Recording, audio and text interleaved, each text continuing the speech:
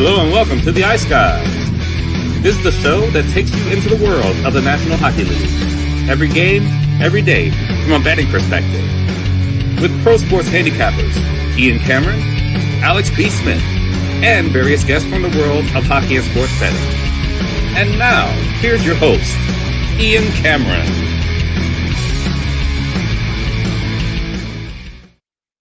Welcome to the Ice Guys, Saturday, November 23rd. Ian Cameron, Alex B. Smith, and Ryan Robinson back in the house here with us today as well.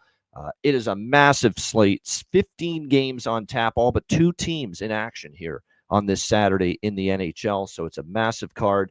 That's why we're going to really cut the recap short. Really not much to say. Winnipeg beat Pittsburgh. They're the better team. They proved it. Nothing more to say than that. And team total over hits for the best bet. Happy with that. Buffalo Anaheim did sprinkle. Actually, for a card I hated, it didn't turn out that bad. You know, we had the Jets. We had the Jets regulation or -1. We had the Jets team total. We had a sprinkle on the draw with Buffalo Anaheim and the Sabres. How about a nice start to this West Coast road trip for them as they beat Anaheim in overtime? Back-to-back wins against the Kings and the Ducks to start the road trip. And don't look now, Buffalo's playing some solid hockey. They've been on a nice little run the last week or so. Starting to play better. I'm always hesitant to buy in on this team because just when you're ready to believe that they rip your heart out, that's been the way it's been for the last 20 years. But nevertheless, credit to the Buffalo Sabres playing some solid hockey and off to a great start on this road trip. But I do think they're in a tricky spot, tough spot tonight, which we'll get into later against the San Jose Sharks. Alex, anything to say about Friday? Well, Sidney Crosby watch will continue into tonight. Didn't get a goal, and Pittsburgh looks like the bad team that they are. Like I said, Winnipeg. That was a win. What would be the odds he would of him getting into a fight over a goal last night? Yeah, yeah, right. Yeah. But Winnipeg, now Winnipeg, you got to continue playing at this level, right? You're supposed to win 4-1 against Pittsburgh, even on the road. You're one of the top teams in the entire league right now. Continue playing that way, and if they can, like I said, get through this storm of this road trip, then everything that we've said about Winnipeg so far would stand a little bit more firm in stone. Is that this is a top team in the West, and we have to deal with them, and everybody in the West has to deal with them for the rest of the season. Yeah, no question. Ryan, anything to add for what we saw in the 2 games last night? Yeah, not really. I was out of the house a bit, so I didn't really pay attention. I saw that Winnipeg did what they were expected to do, and then Buffalo squeaked by Anaheim. So nothing last night. I followed along a little bit on Twitter, but I didn't have any bets last night. I wasn't too interested in those games. Yeah, nothing wrong with that. Yeah, Sidney Crosby and Kyle Connor. Didn't know if anyone had that on their dance card last night as far as a fight. It wasn't much of a fight. It was kind of like hand slapping, it kind of looked like. But nevertheless, good on them. These are 2 guys that obviously don't do that very often. And those are 2 guys, you don't mind them slapping and skirmishing around, right? Like, we don't want these 2 guys breaking their hands in a fist fight. Like that. That's okay. I don't want second line guys who like to run around and take dirty liberties at players. The third line guys, you know who I'm talking about, like a Nick Cousins type. Yeah, they run around, hit somebody, and then they want to slap around, keep their gloves on. That shit pisses me off. But a Crosby, and Connor fight, get rough and tumble, but they don't have to really throw the hands. That's fine. That's exception to the rule. I fully believe Mike Sullivan and Scott Arniel would agree that, let's not have those 2 guys get hurt.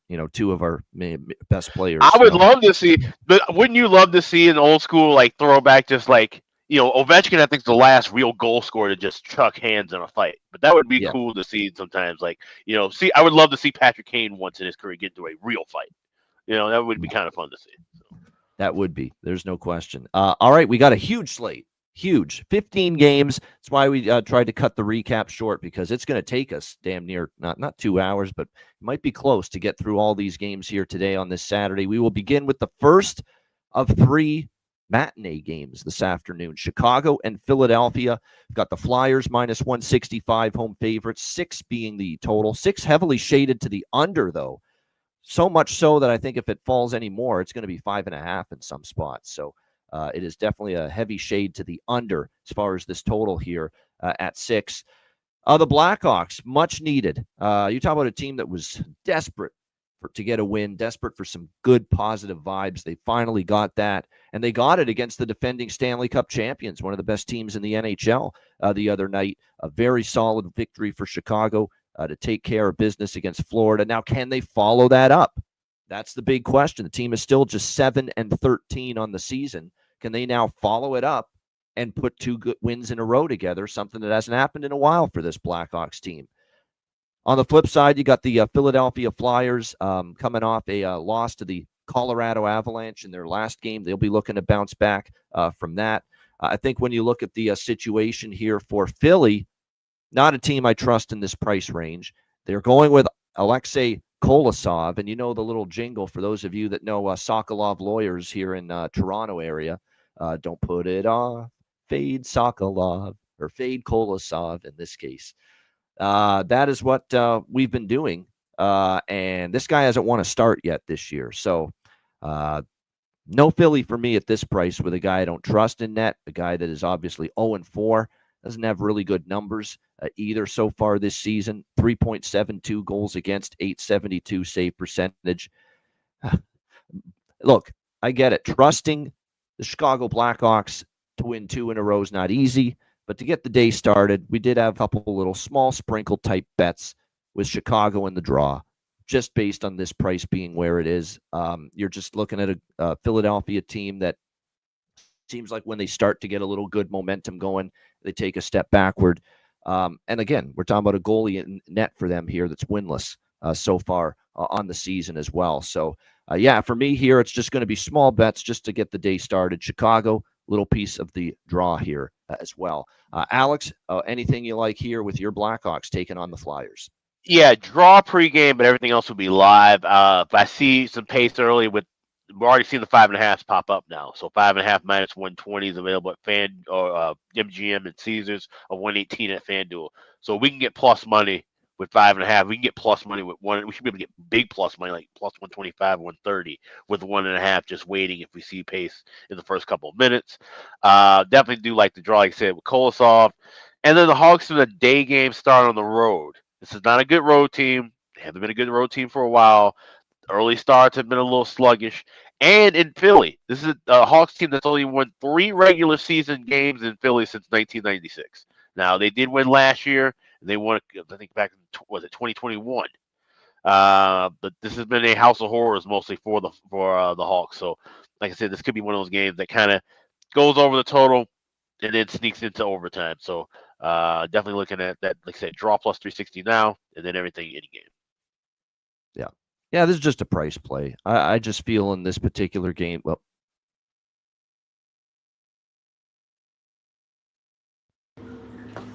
No, I think he froze. So, what are you looking at in this game? Yeah, honestly, I'm staying off. I think just with how many games there are today, there's so many options and things I do like.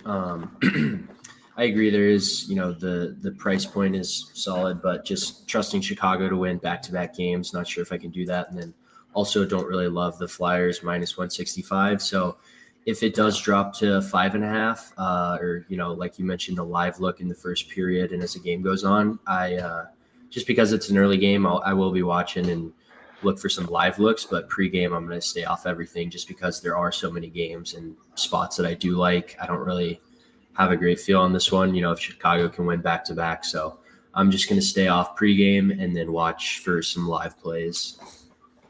Yeah, it's not a bad suggestion. This is, again, to me, this is just a price play on a goalie that struggled in a minus 165 price range. Is not something I'm fine taking a shot against, although I'm fully aware of Chicago's issues winning back-to-back games. I'm fully aware of Chicago's issues on the road. And that's obviously something they've got to overcome here if they're going to win. And the offense. This is where it's annoying, because this should be a slam dunk Blackhawks spot if they had their offense rolling. This is you got your better goalie in that in Mrazek, who has played very well, coming off of a win and starting a road trip. This should be a slam dunk spot, but you can't trust the damn offense. Especially with Jason Dickinson, a game time decision, the trooper. Yeah, he hurt his hand, and he was playing with. He actually hurt his hand in the middle of the game, which great to know once you have a bargain bin on him. But then he played through it, and still skated some minutes. So even if he's playing, he's not at 100%. He's your best scorer right now. Yeah, no question about that. So, like I said, if he plays, I'm interested in a goal prop in him. But again, that remains to be seen if he will be in the lineup for the Blackhawks here today. All right, next up, the next afternoon game. This is at 4 p.m. Eastern. Seattle, Los Angeles. We've got the Kings minus 165, home favorites, 5.5 the total. It's kind of like the last game. I just feel Seattle at this price is worth a look. I mean, LA in this price range. Now, the only thing I don't like is the Kings got shut out and blanked 1-0 by the Buffalo Sabres in their last home game. So you would expect focus on this Seattle team for this game. But again, when we talk about the Kings in this price range, I'm not exactly rushing, to back them here. Joey Decord should be in net here for Seattle. I do like the way he's been playing lately in between the pipes for the Kraken. Meanwhile, you look at LA, it's probably going to be David Riddick again as Darcy Kemper remains on IR. That should be the goalie matchup for the Kings here. I think Seattle won in LA the last time they went there as well, if you look back at recent series history as well. So this to me is just, again, the favorite is just a little bit overpriced in my opinion. Same thing I believe with the Philly game earlier. So actually, I think I like Seattle a little bit more than I trust Chicago in the other game. So I definitely like Seattle here at this price. To me, if Kings bring their A game, but Seattle brings their A game, this should not be minus 165 on the LA side. What do you think here, Alex? Seattle, LA? Well, this is one of the games where I am running with system play one. I do like that first period over at very cheap price, minus $1.05 already. Yes, 5.5 at minus $1.10. So I will be on system play one, but not really trusting the sides. And like you said, for that reason, I think this game could really just kind of be back and forth. So this is a game where I don't want anything to do with side, nothing with a draw either. Just staying with the overs. Yeah, this is another dog look for me, just because I think the favorite's just a little tad not mispriced, but just a little bit too big of a favorite here, LA. And yeah, system play. Totally forgot to mention that. Of course, we saw in the last game, LA ended up getting blanked by Buffalo. That is the system play. LA's coming off the shutout loss here in this game to the Buffalo Sabres. So yes, over 1.5 first period, over 5.5 full game. And I get this trepidation. The trepidation looking at Seattle overs right now because that's another team where the most schizophrenic offense in the league. But they it seems like after a few games of just 1 or 2 goals, then that's when they pop out for 5 or more. So maybe this could be the game they break out.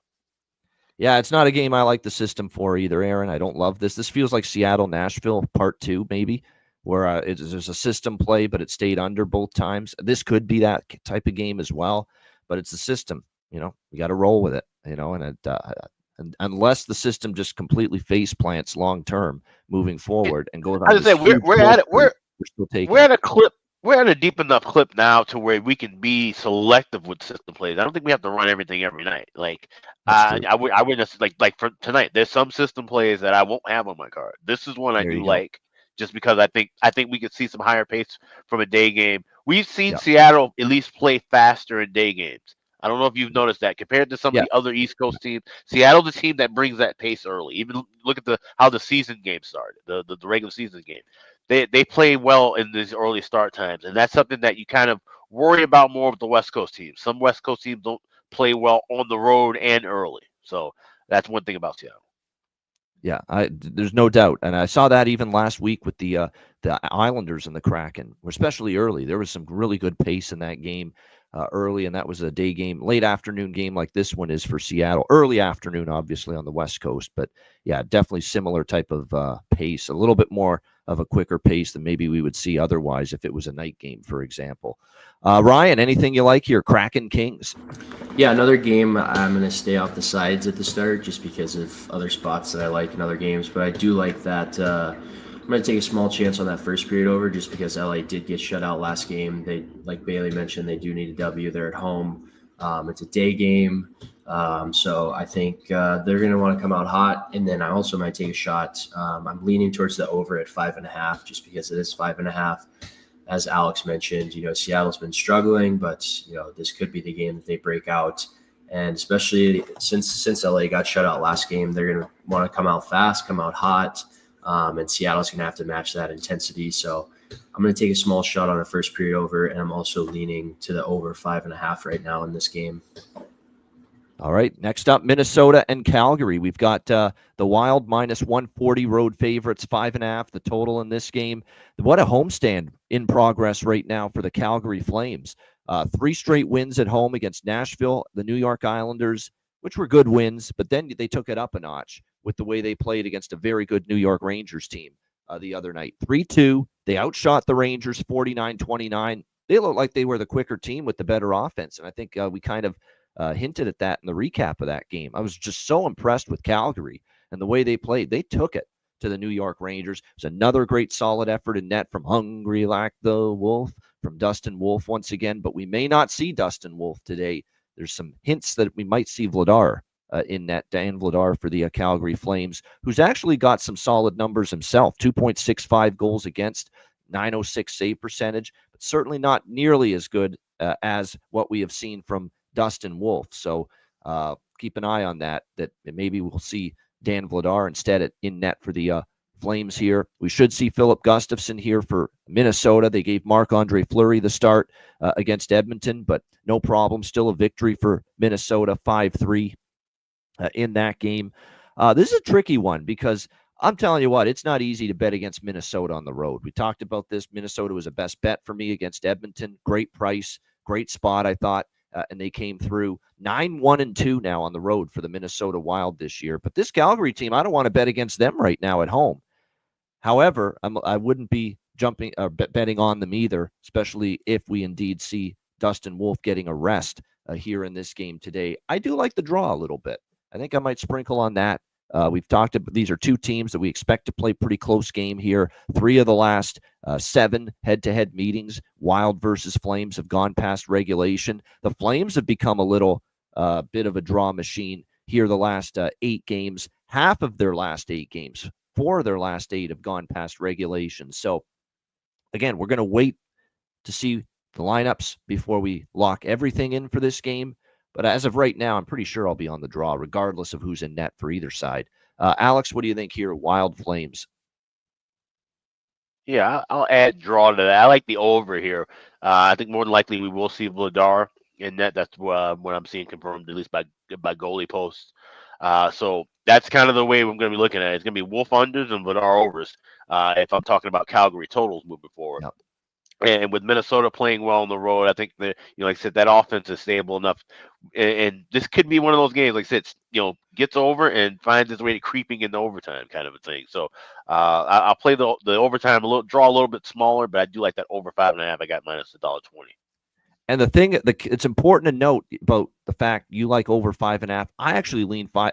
I do think I'll bet over 5.5 if it's Vladar too, because he's not quite delivering what Wolf is. And if you actually look at Minnesota on the road here in the month of November, they've played 5 road games. Take out the Chicago game on the road, all their other road games have had at least 6 goals. Right. At least 6. The game at San Jose, 5-2. The game at Anaheim, 5-2. The game at St. Louis, 4-2. And, of course, the other night against Edmonton, it was 5-3. So every road game for Minnesota here in the month of November has gone, well, not over, but has gotten to at least 6 goals, which is what counts here and what matters here, with this total being 5.5. So I'm kind of with you. I think the over 5.5. And if you look at Calgary against the Rangers, that game had no business staying under. I'll take the money. I'll take the win. We both will, Alex, being on that under, but we talked about it. That was a game where 49 shots for Calgary, 29 for the Rangers. There were chances galore. The goaltending on both sides was exemplary in that game. That easily could have went over the total. Certainly expected goals pointed to more goals than the 5 that got scored the other night against in the Rangers Flames game. So I think the 5.5, if we do see no Wolf today, especially, that's probably worth a look in this game. What do you think here, Ryan? Minnesota, Calgary. Yeah, I'm with you guys. I'm liking that 5.5, especially if it's not Wolf and net. I honestly leaned Minnesota. I like the value with Calgary as well, though. They're at home. They've won 3 in a row. They're hot, but it's too tough to bet against Minnesota right now. And then also with Calgary being hot, it makes it tough to pick a side. But I do like that 5.5. I think there could be goals early and often, and especially if Kaprizov stays hot and stuff like that. this Minnesota team has some, even with missing Zuccarello, they have some firepower. So I think I like that 5.5, and that's the only thing I'm going to be on pregame in terms of totals. Yeah. All right. Good stuff. As far as props go for this game, again, it should be an interesting one, but you certainly look at, who's someone that to really keep an eye on here. Everyone talks Joel Eriksson, Kaprizov, Matt Boldy from Minnesota, and rightfully so. But Freddie Gaudreau, he had 2 goals against Edmonton. He's picked up a little bit offensively lately for Minnesota, someone to keep in mind there. No question about that. And I'm going to go back to the well with Matt Coronato, who came on strong when he first got the call up. Got back off a little bit of a slump here with a goal against the Rangers the other night. So Matt Coronato's got a lot of skill for Calgary. We'll take a shot maybe that he can find the back of the net here tonight for or this afternoon, I should say, for the Calgary Flames in their game against Minnesota. So those are the afternoon games. Next game, one of the great games on the card today for sure, Colorado and Florida. We've got the Panthers minus 125 home favorites. The total here sitting at 6, shaded to the over. In this game, Florida now entering off back-to-back losses. Not that shocked that they lost to Winnipeg in a revenge spot for the Jets after they got thumped in Florida, but losing to Chicago, that was pretty surprising. But you give the Blackhawks credit. You give Mrazek credit, who was very good in that game. We'll see if Florida can bounce back here off a mini little 2-game losing streak coming into this game. One thing we have not seen, I believe, yet from the Panthers this season, and I now can confirm that, they have not lost 3 straight games this season, the Florida Panthers. 2 has been their longest losing streak.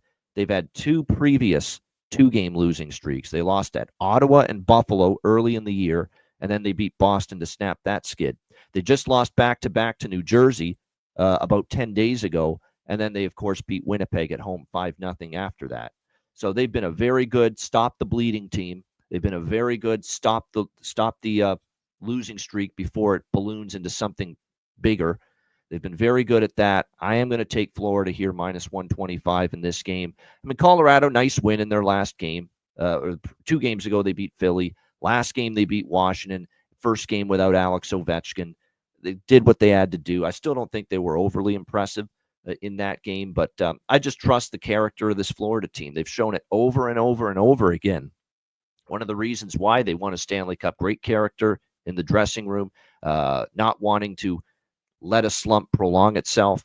And so, especially with this price moving a little bit, yeah, I do like Florida now at minus 125. Georgiev is expected but not confirmed in net for Colorado, and we already have a confirmation of Sergei Bobrovsky, as we pretty much expected, in net here for Florida. Alex, what do you think here? Avs, Panthers. This is one I'm just going to wait and watch and look for live spots. You know, with this being a large card, there's a couple of games throughout the night that I'll have just circle for live action only. So nothing pregame. Just will be, watching and observing. This is awfully cheap price for a Florida team based on how, I have Colorado ranked. But like I said, this could be a trickier spot. So I want to see how it plays out early before I jump in. I don't know if this is going to be in the minds of Colorado and something that maybe you could think of that, hey, maybe they're really coming out loaded for bear here tonight because of the fact Florida beat them like a drum last year in both meetings. I especially remember the one in Denver where Florida went in there and beat them 8-4. I remember that because I really liked Florida in that spot, and I didn't think it was going to be something like that. I thought maybe they'll win a close game, but not 8-4. And then they turned around and they shut out Colorado in the rematch in Florida 4-0. So obviously the Avs had a really tough time. I mean, outscored 12-4 in the 2 meetings last year against the Florida Panthers. But I don't think they're getting Florida at the right time here with Florida off these back-to-back losses to the Jets and the Blackhawks. Ryan, what do you think here, Colorado, Florida? Yeah, I really, really like Florida in this spot. As you mentioned, they haven't lost 3 straight. I felt good about them at home against Winnipeg after they lost those back-to-back games in New Jersey, and I think they won 5-0 or something. This is a group that, as you mentioned, they're mature. They know how to win. They know how to bounce back. They haven't been great in their last 5 games, but I think it's a good spot for them, especially after losing to Chicago. They're gonna be pissed off at home. It's a spot I really like. So I'm on Panthers money line, as well as taking a smaller shot on Florida team total over 3.5. Especially if Georgiev is starting. I don't trust Georgiev at all. So plus 120 for that 3.5. But I feel good about Florida here. I might look at Tkachuk anytime goal. I see there's Barkov multi-points in 4 of last 6 versus Avs. I think that might be worth a shot as well. So I feel good about Florida here at home. I know Colorado's had some nice wins the last few games. They're getting healthier, but for the defending Stanley Cup champs at home who lost to a team they were expected to beat, I think this is a good revenge spot, good bounce back spot for them. So I like Florida minus 125 here a lot. All right, Florida for Ryan here. I agree. I mean, it's for a team that hasn't lost 3 in a row. Pretty good home record too, 6-3. And the good thing about Florida is they're good on the road. They're good at home. 6-4 on the road, 6-3 at home. So they can win anywhere, when they play their best game. There's no doubt. And I would expect after 2 straight losses, you see focus and from Paul Maurice's crew here in this one. As far as props go for this game, certainly the Barkov's had a lot of success, as Ryan mentioned, against this team. There's no doubt.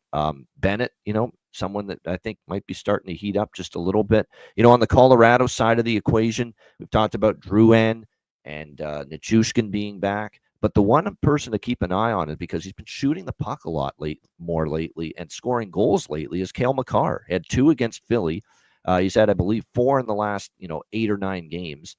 Just something to keep in mind. I'm noticing Cale Makar is definitely firing the puck a lot more. And as a result, goal props for him at the moment might be worth a look.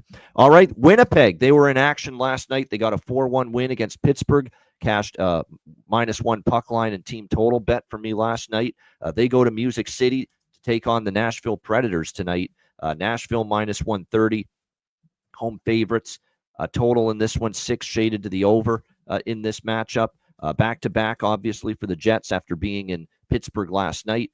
So that explains why Nashville is a home favorite here and taking the money. At least explains it a little bit. But, even with the spot disadvantage, even with the likelihood that we are going to see Eric Comrie get the start tonight in between the pipes for the Winnipeg Jets, I fully expect he will get the nod tonight and give Hellebuck a rest. Saros expected for Nashville. Even with that being the case, it's very difficult to lay -130 with anybody, quite honestly, against Winnipeg here in this game tonight. I mean, with the way they've been playing. And we know with Nashville, they're still trying to get on some kind of a run, which basically has eluded them this year in this 6-14 start. They get shut out in their last game, 3-0 by the Seattle Kraken. Certainly they'll be looking to bounce back here. Meanwhile, Winnipeg, the nice 4-1 win last night. We'll see if they can carry that over here into this game. This is a system play for me. I didn't bet the side, but I'm telling you what, look, sometimes the team can overcome the goalie. We know Comrie is not Hellebuck. But this is a very good Jets team. They're scoring. Their power play has been great. Their defensive game's been very good. Even with Comrie and net, it's like they can certainly still find a way to win this game. And it's plus the fact Nashville has obviously had issues and obviously had struggles throughout the course of the season. So I'm certainly not betting Nashville. I'm probably not betting Winnipeg either, but I'm telling you what, I feel like Winnipeg +110 with this tremendous record of theirs now at 17-3 this season and a great road record. I mean, think about this. Nashville's only 4-6 at home. Winnipeg's 8-2 on the road. I mean, so certainly on the road, this team has been able to win games and get the job done. So, yeah, I wouldn't be laying a price with Nashville, put it this way. For now, I'm just on the system play here. Of course, Nashville getting shut out 3-0 in their last game. So the system plays in effect. Over 1.5 first period, over 6 for the full game. This might be a game, too, I tack on the over trifecta. Because I could see Winnipeg scoring in the first period. They've often been a good starting team this year. But if Comrie's in net, that could open the door for Nashville to get a quick goal early in the first 20 minutes. So I might turn this into an over trifecta and pop the and tack on the both teams to score in the first period in this game as well. Ryan, what do you think here? Winnipeg, Nashville. Yeah, I like the value with Winnipeg. Even if Comrie's playing, Nashville hasn't been great. They're still continuing to struggle at home. So +110, I think, is good value. I might even take a shot at, I don't know. I think I'm just going to stay on Jets money line for now. Maybe look at some live looks depending on how it starts. If it starts fast, if it starts slow, and the over drops to 5.5. early, but I like Winnipeg plus 110. I think that's great value for a team that's been as hot as they are, and Nashville hasn't shown anything lately to to be minus 130 favorites against Winnipeg. So I'm just riding with Jets money line. Go Jets money line here for Ryan in this one, even with the back-to-back. I mean, it's true. I mean, this is a price that's a little surprising. I get it, right? Winnipeg's on a back-to-back, and I get it.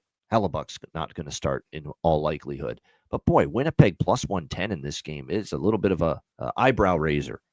Let's put it that way. Alex, what do you think here? Jets, Predators. Yeah, I grabbed draw plus 350 this morning, but this is one where I'll be looking for those totals in game, even if it is Comrie confirmed 6.5, 6.5. We can wait and have that drop. I don't think there's going to be a goal right away. So I will be on the over by factors in game if it is Comrie confirmed for sure. But draw was a play regardless.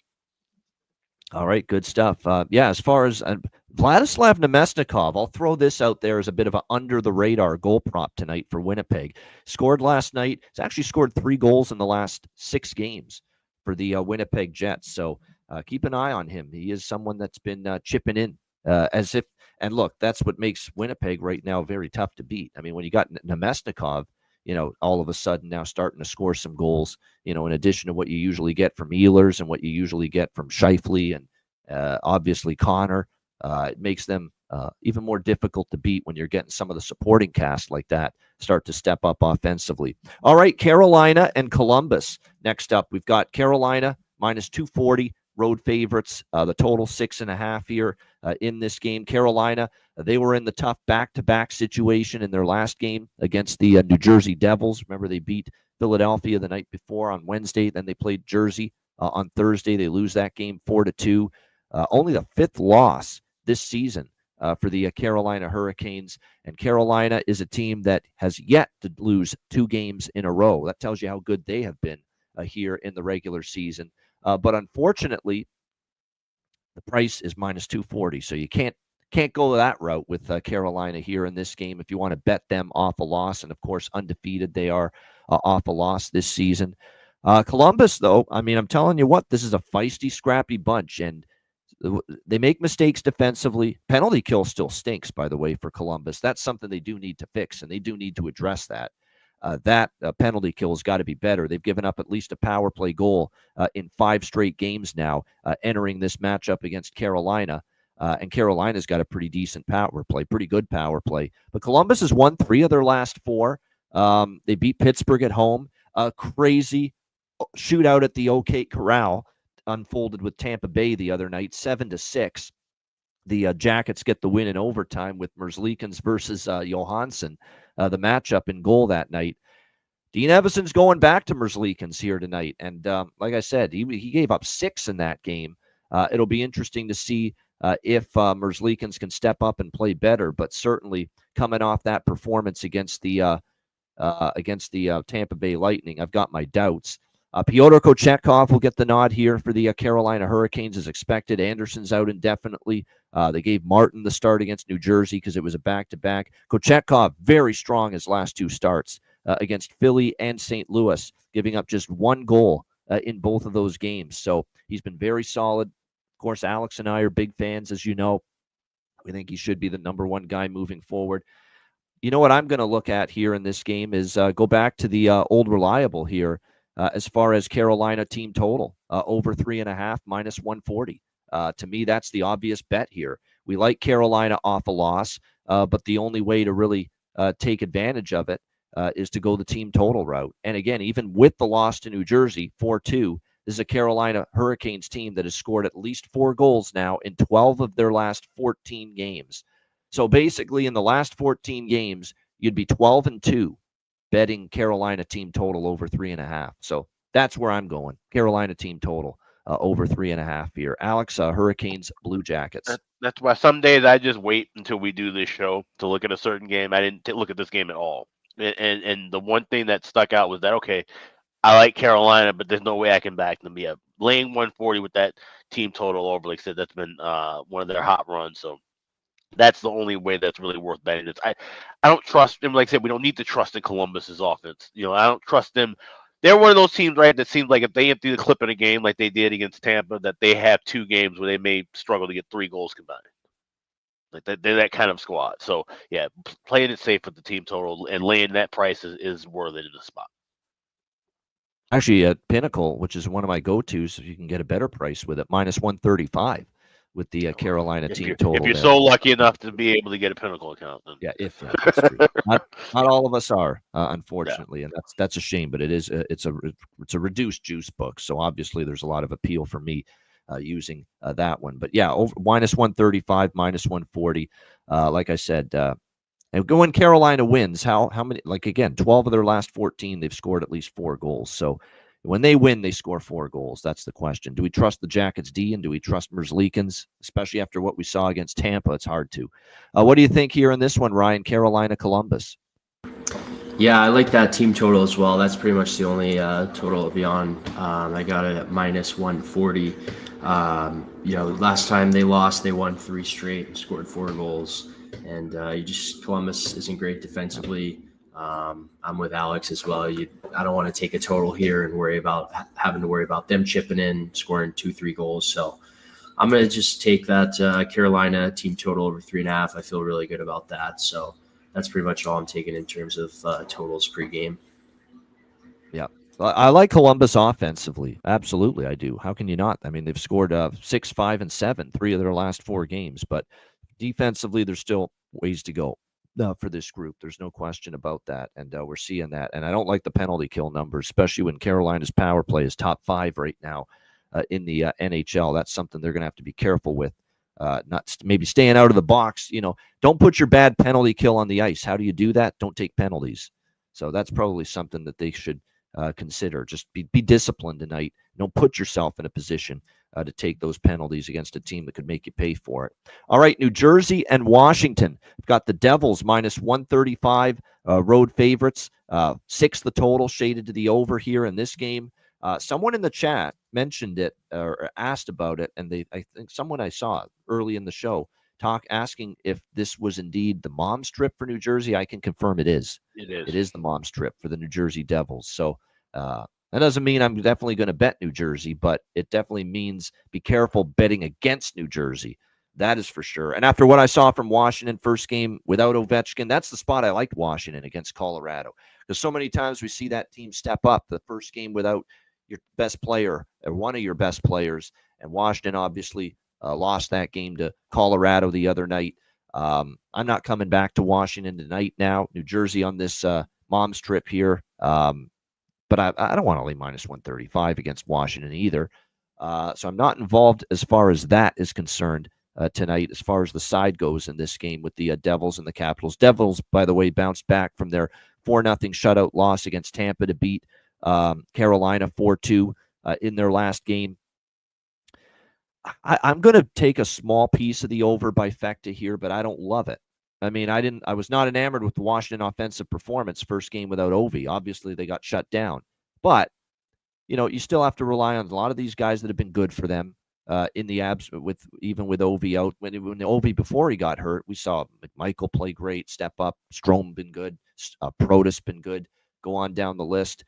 And I can't really deny the series history, where there's 4 straight overs between these two teams. They've already played each other twice this year, back in October, once in New Jersey, once in Washington. 5-3 and 6-5 were the final scores. For some reason, you get Devils versus Capitals, you get goals galore, and that's definitely been the way it's been. So for that reason, I'm on the over by Fecta, with some degree of hesitancy, though, because of the fact Washington, their first body of work without Ovechkin against Colorado, and the offense wasn't the same.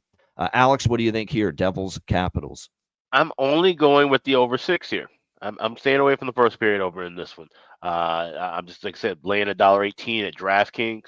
I do think that this could be one of those games that gets up and over late. It may not be a whole lot of goals early, so I could also, this could be one you want to play small and then add live. But like I said, with a lot of stuff, this won't be on my radar as far as viewing. So I'm just going to play this, with the amount of units pregame now. Over 6 minus 118. All right, full game over only for Alex here with New Jersey and Washington. Ryan, how about you? Devils, Capitals. Yeah, I like Devils money line. Honestly, it's just kind of a gut feeling. Minus 135. You saw Washington struggle a little bit last game without Ovi, so I like my minus 135. They had a good win last game, and also I like Jack Hughes anytime goal at plus 130. So I'm going to sprinkle on that as well. Oh, this has been road team dominated this series. No question about that. To back up Ryan, who likes New Jersey here in this game. The history between these teams is Washington wins in New Jersey wins in Washington. You know, that's really the way it has been. And especially New Jersey and Washington. I think New Jersey has won 4 straight here in Washington against the Capitals. So, and you factor in the mom's trip, and you factor in that, didn't love what I saw from the Capitals in the first game without Ovechkin. Now, maybe the offense turns it up here. They're capable of it. I'm sure that's going to be a focal point for Carberry and the coaching staff after the loss against Colorado. But certainly the series history is heavily saying that New Jersey on the road in Washington has done a great job. 4 straight wins head-to-head for the Devils over the Capitals. And I think we expect in this game to see Charlie Lindgren for Washington. He's confirmed. Sounds like it could be Jake Allen for New Jersey. I don't want to say for sure yet. It is confirmed. There you go. Goalie folks had that confirmed. Yeah. There you go. Jake Allen for New Jersey. So giving Jacob Markstrom a rest. Allen's capable, but a little more inconsistency from Allen than last year when he really played well down the stretch for New Jersey. Not quite seeing that same consistency from him here so far this year. All right. Is Joe Sacco going to take this Bruins team on a run now? He gets a win in his NHL head coaching, first game as an NHL head coach with the Bruins. Of course, he was coached with Colorado years ago, but first game behind the bench for the Bruins as the head coach. They beat Utah, although not pretty, but effective, 1-0. Now they travel to Detroit to take on the Red Wings. We've got the Bruins minus 140, road favorites, 5.5 the total in this game. I mentioned this with the Boston-Utah game. This feels like a team in like with what I saw against Utah, where low and slow is what they want right now. I think they know they're having a difficult time with their power play. They're having a difficult time generating offense consistently. We got to try to win a 2-1, 3-1 type of game right now. I think that's exactly what you're seeing from Boston. So even at 5.5, I don't think I can get there with an over here in this game tonight. Even though Detroit's a team that when you see 5.5, you kind of do want to bet the over. And you actually look at series history, and we've seen 3 straight overs for the last 5 between the Bruins and the Red Wings. But Detroit's offense has been up and down. Boston really having a hard time scoring goals. I still can't do it. Even this is one of those deals where I just can't solely rely on the series history. It's just difficult for me to say, yeah, let's bet over the total. Boston scored a grand total of 6 goals in their last 4 games combined. It's not exactly what you want to see. So I'm off this game. I'll take my win with Detroit the other night. System play number 2, betting on teams after losing to the San Jose Sharks. And that came through. Detroit with their comeback 2-1 win against the New York Islanders the other night. I'll take that. I'll Steve Miller band this game. Take the money and run. We're not coming back with Detroit here tonight. So maybe the draw, but nothing strong, honestly, in this game. I want to see more from Boston and see what game 2 looks like in the Sacco regime. What do you think here, Alex? Bruins, Red Wings. Yeah, I love this draw. Plus 350. I grabbed this early this morning. I think this could be definitely one of those games that is a lockdown, shutdown. Not, like I said, not going to get crazy with trying to predict correct scores on some of these draws, but this would definitely be one where 2-2 and 3-3 at small shots, I think would be worth it. So draw plus 350 is my only strong bet here with Bruins and Wings. Yeah, no doubt. All right, Ryan, what do you think here in this one, Boston, Detroit?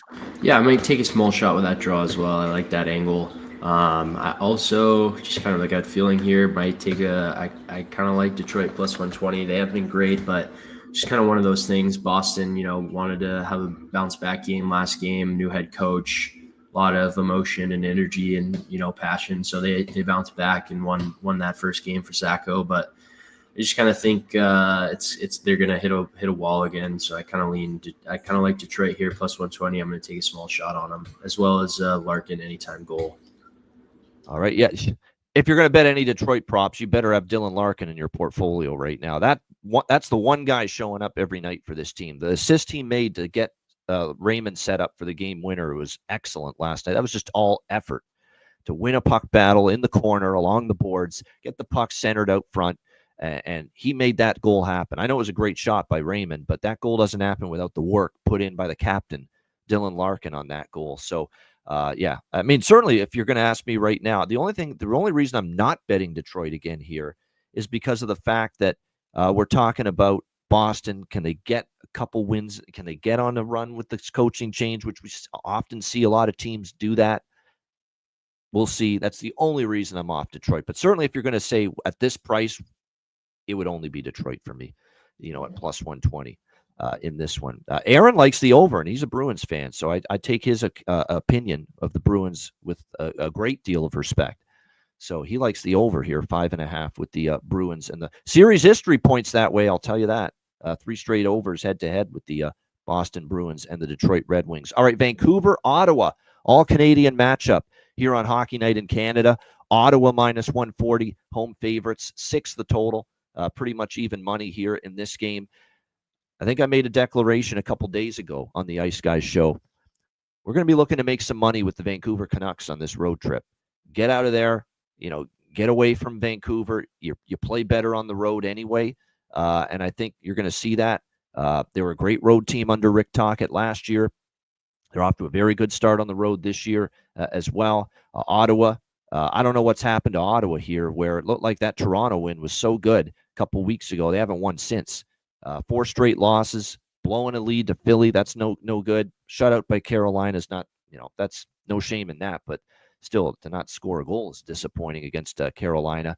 Lose 5-2 to Edmonton when the Oilers were on a back-to-back on the road, and they get well courtesy of the Senators. Vegas, back-to-back on the road. They lost to Toronto the night before. They use Ottawa as a stepping stone to get back on track. There's not a lot to like right now with Ottawa. And Linus Ullmark is fighting the puck a little bit. I haven't loved his game. He hasn't been at peak form the last few games. Rangers, like I said, 6-1 on the road. Starting a road trip, focus spot. Price is good enough. I like Vancouver here, plus 120. I don't trust Ottawa here at all right now with what I'm seeing from them. Vancouver's got issues in terms of their own injuries, and Miller as well, of course, away from the team. But I'm telling you what, Vancouver on the road, good spot, good price.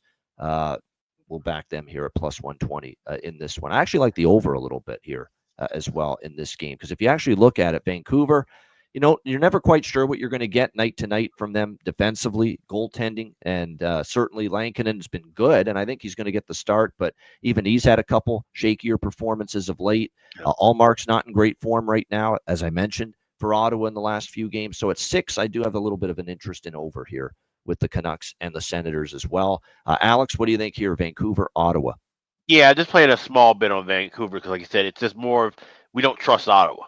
Vancouver, like I said, could get things rolling. This would be the time to do it, getting away from BC, getting on the road. But like I said, I just think this is an Ottawa team that's in disarray. This is the same old shit with Ottawa. They said, well, yeah, they beat Toronto. Okay, yeah, they always beat Toronto. They always care about that game because that's their rivalry game. They're like a college, like Northwestern. Northwestern goes and beats, Illinois, and then they could give a shit about the rest of everybody else. It's kind of the same thing with Ottawa. They come up against Toronto, they'll play well against Buffalo, and then all the games that they really should be competitive in, they just aren't. So give me Vancouver plus 120 right there with you. Yeah, it's a good price. I mean, it's a good price. They're a good road team. They've got their own issues and flaws galore too. The Canucks. These are 2 teams that aren't exactly rolling right now. But we're laying minus 140 with one. We're getting plus 120 with the other. I know which one I'd rather have. Ryan, what do you think here? Canucks, Senators. Yeah, I'm with you guys. I like that the value on Vancouver. Ullmark hasn't been great, and I'm actually, instead of that plus 120, I'm going to take a chance. I'm going to take Vancouver 60-minute money line plus 180. I think they can get it done in regulation on the road, so I like that. I like the value on plus 180. I don't know what it is, but on the road, they simplify their game so much, the Canucks. It just feels like they're connected more, when they play on the road. It certainly looked like that earlier this year when they played on the road. In their previous road trip, like I said, 6-1 away from home, and they have owned Ottawa too. By the way, 4 straight meetings. They've won 5 of the last 6 times Vancouver has beaten Ottawa. They've won 3 straight here in Ottawa as well against this Senators team. So, like I said, it's just a good spot and a good price for the Vancouver Canucks here against a vulnerable Ottawa team at this point in time. All right, Kiefer Sherwood, yes, for goal prop, absolutely. Talked about how he's getting opportunity. He's been stepping up for the Vancouver Canucks lately. Suter, I've talked about as well, but especially Kiefer Sherwood's been a nice little bright light of late here for the Vancouver Canucks, just when they need it, as far as trying to get something offensively from someone other than the usual suspects, and especially with the fact they've been without Besser for a while and now also without JT Miller. So having a guy like Kiefer Sherwood step up for the Canucks in recent games certainly helps. All right, Vegas and Montreal. We've got Vegas minus 165, road favorites, 6.5 being the total here in this game. You look at this Montreal team, and I give Marty St. Louis credit. Either I give him credit for, saying we're going to start having to play this way, or the players for buying in to the coach's message. And I think it's probably a little bit of both. But if you look at Montreal here, these last few games, 3 straight unders, playing much better defensively. After the Buffalo game is the game where Marty St. Louis said, that's enough, guys. Even though they won that game, they had been giving up 4, 5, 6 goals in so many games. We've got to play a tighter, more connected brand of hockey, especially defensively, and they have responded. Montreal. They, I know they lose 3-0 to Minnesota, but they bounce back. They beat Columbus 5-1. They shut out the Edmonton Oilers by a score of 3-0 in their last game. Very, very impressive performance. Montembeault was very strong in net, and certainly Montembeault becomes a better goalie when the players in front of him are playing a little bit better and a little bit more responsibly defensively. So again, it's just been a better defensive focus for Montreal. And to be honest with you, at 6.5, I'm leaning under tonight between Vegas and Montreal, because you look, there's been this big-time focus for Montreal to try to get this team back on track defensively, and it's resulted in them probably being a little bit under. Well, there's value right now with Montreal unders with this paradigm shift in their style that we have seen here these last 3 games. I mean, 3-0, 5-1, 3-0. Vegas, meanwhile, is off a 3-2 win against Ottawa. Their first 2 games on this road trip have gone under. 4 straight unders on the road overall for Vegas coming into this game. So this is actually a lean under for me. 6.5 here with the Golden Knights and the Canadians. I believe it's going to be Adin Hill, and it is. Adin Hill and Samuel Montembeault in net for the respective teams here in this game. Still a lot of injuries, though, for Vegas. Obviously, they've been without Nick Hague on the blue line, Ben Hutton on the blue line, Mark Stone's on IR, and now Alex Pietrangelo on the injury report day-to-day with an upper body injury. He missed the Ottawa game. He might miss his second straight here for Vegas. The good news for Vegas is the one area they've got plenty of depth is the blue line. They do have a lot of options that they can go to Caden Korczak. I mean, there's just so many different players they could just step right in and take the spot if Pietrangelo is out again. And I think it will be Caden Korczak, because I'm seeing that right now with Theodore, McNabb, Hanifin, Whitecloud, Robert Hague, and Korczak would be the next man up. And he's played a lot of games for Vegas in the past. So you're not putting some unknown back there on the blue line. So that's the good news for Vegas, even without Alex Pietrangelo, possibly again for a second straight game. Alex, what do you think here? Vegas, Montreal. Yeah, I lean under with you, but this is going to be a pass for me. Like I said, it's a big card, and there's just some games that just have to miss the cut. This is one of them. So it's a pass from me on here with Vegas and Montreal. All right. What do you think here in this one, Ryan? Vegas, Montreal. I'm the same way. I lean Vegas. I think there's value even in maybe 60-minute line look or puck line, but I'm staying off it altogether. It's just not really a great read or great feel on it. So I'm going to pass on this one and save my looks for the other games. Yep, nothing wrong with that. I would say Nicholas Waugh for me, still worth a look for Vegas. Holtz, by the way, here's a big move. Holtz is up on the top line now with Jack Eichel and close shave Barbashev. So Alexander Holtz definitely, to me, looks like there's some good value for him as far as a potential goal prop tonight in this game for the Vegas Golden Knights. Those would be the main ones I'd be interested in for their side of the equation. Montreal's been kind of scoring by committee lately. Keep that in mind. Juraj Slafkovsky is back with Suzuki and Doc. They're trying to get him going, but boy, I did not expect him to be stuck on one goal at this stage of the season. So I think Marty St. Louis is, not to say the least, and I think Marty St. Louis is trying to get him going. But Willie is the question. There's value there. They put him up with Suzuki, the captain, and Doc, so we'll see if that gets something going. Gallagher is the one that's been, believe it or not, one of their more consistent players lately as far as finding the back of the net for the Montreal Canadiens. All right, next up, it's Utah.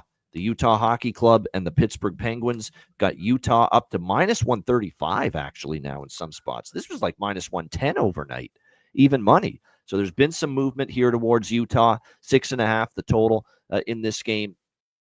It's another system play, obviously. We've got Utah off the shutout loss to the Boston Bruins in Joe Sacco's first game behind the bench as the head coach. 1-0 loss to Boston. So clearly I like first period over and full game over. System play in effect here with Utah and Pittsburgh. But I'm on Utah here. I'm on the Hockey Club. I agree with the move, especially at minus 110. You're going to give me a chance to fade Pittsburgh at even money with the team with the rest advantage like Utah has against a team that's on a back-to-back here like the Pittsburgh Penguins are. I mean, to me, it was at that price, it was just, minus 110 with Utah off a shutout loss. They're still, I think, the team I trust more. Coming off, obviously, the shutout loss and the rest advantage because Pittsburgh obviously had to play last night against Winnipeg. It was a pretty clear decision for me to take Utah. Now, minus 135, I'd maybe pump the brakes just a little bit because I loved it at minus 110. There has been a price jump here on Utah, but it's still Utah or pass for me in this spot. Alex, what do you think here? Utah, Pittsburgh. So I like Utah, but I'm going regulation. You get plus 120, plus 125. I don't like the system player though. This is one of the games where I'm staying off of the totals. I just want to roll to the side, playing a smaller side. Look here with Utah. Like I say, just can't trust Pittsburgh. I also will be back on Sidney Crosby anytime goal, not first goal, just going with an anytime goal as he looks to grab number 600. Yeah, it's Karel Vejmelka again in net. He's been really good. Like I got to give him credit. There's been a great stretch of games for him. He's actually supplanted Ingram, and if you look in the last calendar month, he's actually been better than Ingram. And that's why he's been getting the starts here more often for Andre Tourigny of late. 4 of the last 5 starts, he has given up 2 goals or less. So that's good to see from Karel Vejmelka. Certainly been giving them some solid goaltending when, surprisingly, it's been the offense that's been very Jekyll and Hyde lately here for the Utah Hockey Club. We didn't think scoring goals was going to be an issue, but here they are now. 3 straight losses to good teams, though. Boston, maybe not so much, but Vegas and Washington before that. But 2 goals or fewer in 3 straight games and just 4 total goals in the last 3 games combined for the Utah Hockey Club. So, but I think this is, oftentimes if a team's struggling to score goals, a team like the Pittsburgh Penguins about as shoddy and soft and weak as it gets defensively in their own zone, that's usually the cure, the canal, a struggling offense. And we will see if that's the case tonight for Utah. What do you think here, Brian? Utah, Pittsburgh. Yeah, I like Utah 60-minute line as well. Just a small shot, and there's a couple of small plays I like. I like Cooley anytime point, plus 115. He's a kid that's from Pittsburgh, played for the Pittsburgh Junior Pens, grew up idolizing Crosby. So probably have a lot of friends and family there. And I'm seeing on Twitter he's still in that first power play unit with Gunther, Schmaltz, Sergachev, Keller. So there's going to be some opportunities there for him to tack on a point at plus 115. It's good value. Also like taking that small shot on Crosby anytime goal just to hit the milestone. So that's what I liked earlier. I also see that Terry said I wasn't aware Cooley had 3+ shot on goals covered in 6 of 8 road games, and Pittsburgh, gives up a lot of shots. So plus 170, that's another look that I like given that information. It's a hometown kid that's, playing against his hometown team. So I think he's going to look to have a good night and want to show up for his friends and family. So I'm on those Cooley props tonight as well. All right, there we go. Liking that's a great angle. I agree. Logan Cooley here, looking to have a great game with family, friends in attendance. Always an angle worth taking advantage of, or trying to take advantage of it from a prop standpoint. All right, St. Louis Blues and New York Islanders. Got the Islanders minus 160, home favorites, 5.5 the total in this game. I mean, get the Islanders in this bullshit with them as a favorite like this out of here. I mean, what are we doing? Minus 160 right now with the New York Islanders. Oh my gosh. And they're coming off a long ass road trip too. The Islanders, 5 straight on the road out west, Edmonton, Vancouver, Seattle, Calgary, Then they had the one stopover in Detroit, Midwest, I guess you could say. And now here they are back home. They've lost 3 in a row. They've lost 5 of their last 6. Look, the Blues aren't playing great hockey either. They're just 4-6 in their last 10 games and off a shootout win against San Jose. But my goodness, I mean, holy shit. I mean, the Islanders minus 160 is a hard no, as they would say in Letterkenny. Not at all for me. This is just a strict price play. Have to take a little St. Louis in my pocket here in this spot. Sorokin for the Islanders confirmed in net. Binnington projected but not confirmed. Yeah, this is just with the Islanders in a state of disarray right now. I had to take a little St. Louis here, plus 140. And you know what else we had to take, of course? The Islanders. Even the Blues have played a lot of overtime shootout hockey lately as well. So the draw as well. Blues and draw for me. Alex, what do you think here? Blues, Islanders. Small play on the draw. I don't even really like that this much. This is going to be an ugly game. I won't watch it. Just hope that my phone rings and I see that the draw has cashed. So draw plus 340 for me. Yeah, definitely. And by the way, St. Louis, 3 of their last 5 games have gone past regulation, so they've become a nice little mini draw team as well. And it goes without saying for the Islanders. And keep in mind, too, 4 of the last 8 Islander games have gone past regulation, have cashed the draw. The last 2 losses, other than the Calgary shootout loss, the Seattle loss was 1-goal regulation loss. The Detroit game was 1-goal regulation loss in a game where it was 1 minute away from going to overtime before Lucas Raymond got that late winner for Detroit. So they've been flirting with overtime in every game, even in the games that haven't gone past regulation. So, yeah, the draw here for me. And again, we're going to look towards St. Louis just because of this price. I mean, the Islanders are not in the form of a minus 160 favorite right now. The way they're playing at this point in time. All right, we move along, and this is definitely one of the better games on tap coming up on the slate tonight. It is Dallas and Tampa Bay. We've got Dallas minus 115, road favorites. The total sitting at 6, shaded to the over here in this game. Great matchup this should be.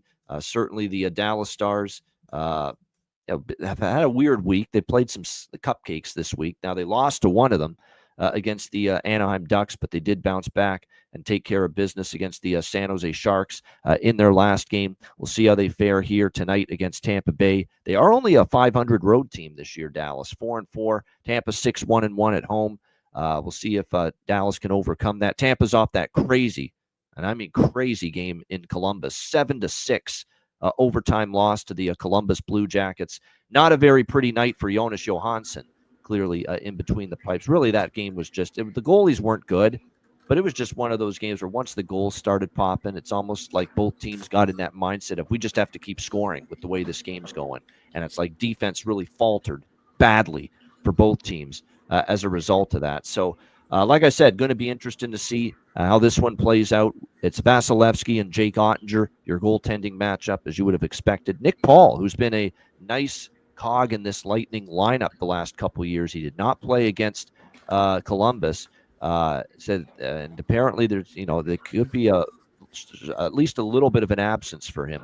No telling if he'll be ready to go and back tonight. So keep an eye on that. He'll be missed because he's played well, certainly for this Tampa Bay team. If you look at series history, Tampa's played Dallas, believe it or not, in the regular season quite well. They've won 3 of the last 4 meetings. They have won 3 straight times here in Tampa when hosting the Dallas Stars as well. So off a loss the other night. I hate to be the bearer of bad news for Ryan Robinson and brother Matt, but I'm leaning Tampa here at this price, minus 105, coming off that loss again the other night to the Columbus Blue Jackets. Like their home record. It didn't sit well with Cooper, certainly the way that game transpired. I do like Tampa a little bit here, minus 105 in this game. Alex, what do you think here? Dallas, Tampa Bay. Yeah, I'm on Tampa as well, unfortunately. This has been a home-dominated series. When you look back, the home team has won, and it's the 8th streak going back. So this is definitely one of those spots where I think Tampa Bay, good enough to get the win here. But I also have one of my 2 bargain bins will be coming from this game as well. All right, there we go. A little teaser for later. A bargain bin special of the night coming up here for Alex from this Stars and Lightning. I'm very interested to see how it goes. I'm a little surprised Dallas is road favorites here. I know we love Dallas. No, we all love Dallas. We all think very highly of this team, but to be road favorites here in this game is a little surprising, especially with the strength of that home ice. Tampa's been great at home going back last year. You go back 2 years ago. This year, it's been on the road where they've had their bumps and they've had their ups and downs and their inconsistency. But, you would think you get a good, solid performance here and bounce back showing from Tampa following what happened against Columbus the other night. Ryan, what do you think here? Dallas, Tampa Bay. Yeah, I feel good about them, but I'm going to stay off the game. In terms of sides, there's some props I like. Last game, Robertson, Hintz, and Johnson got reunited, which the small sample size they had together last year, they were statistically like the best NHL line 5-on-5. So those three all had at least 2 points last game. Those three together are fire, and they're on the power play. Should be on the power play together, as well as getting a lot of opportunity 5-on-5. So now that those three have found that spark, I look for them. I like their props. I like anytime points, as well as maybe Jason Robertson anytime goal. So I'm going to be on some point props. There's a couple things I like later for the bargain bin. Also, I think I might take a small shot on Ottinger over 25.5 saves at -105. I think if they are going to win, he's going to have to be solid in net. Tampa has that first line is as good as anyone has in the league. So, and obviously their power play is lethal. So if they do want to win, Ottinger's going to have to be solid. So that's another prop that I like. But other than that, I think I'm going to stay off of betting this in sides and totals. Just enjoy it as a fan and hope that Dallas shows up. And not freak out if things don't go well, Ryan. Very important. Matt always tells me that. Calm and level-headed. It's an 82-game season. There's going to be ups and downs, peaks and valleys. And like I've said about Dallas, none of the regular just get in the playoffs, which they will. You'd like to win the division. You'd like to be the highest seed as possible. But to be honest with you, October to April doesn't really matter that much for Dallas. You're going to be evaluated based on how you do in the playoffs.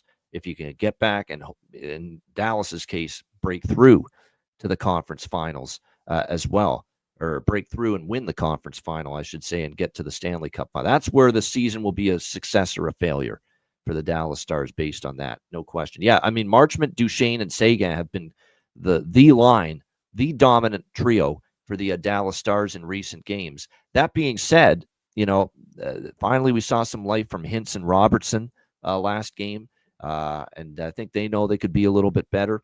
So it'll be interesting to see and Wyatt Johnston also got on the board, and he's not exactly carried over the great year he had last year. Stankoven's been great, certainly been piling up the points. He's been really good. But again, they do need to see some of these other lines get going, and it was nice to see Robertson and Hintz get going a little bit for Dallas. And now that was San Jose, but it was still the opponent, but it was still nice to see them get going. All right, next up, we've got Buffalo and San Jose. This is not a true late game, by the way. This is 8 p.m. Eastern time, 7 p.m. Central, even though this game is in San Jose. Kind of weird, but it is what it is. We've got Buffalo rather, -160. Road favorites in this game. The total right now, 6 shaded to the over. Tricky spot for the Sabres. It is 3-4 on the road, back-to-back as well after the game against Anaheim last night. Not exactly ideal to want to lay -160 on the road with the Buffalo Sabres here in this game. But they are playing well. You got to give them credit. This is one of their better runs that they put together this season. I think the key for Buffalo is the defensive game has been tidy. They haven't minded playing a lower scoring brand of hockey. They've been patient, which has been great to see. How many times have we seen Buffalo just, be too eager to open up the game and really struggle because of that? We have seen that multiple times, but right now they're playing some patient hockey, especially on this road trip here out west. The 1-0 game, they didn't press for offense when they were up. They just played a good, sound, structured team defensive game, relied on Ukko-Pekka Luukkonen, who was very good in that game. And once again, last night, UPL was very solid in the win against Anaheim last night as well. So we'll see how this one plays out here in this one.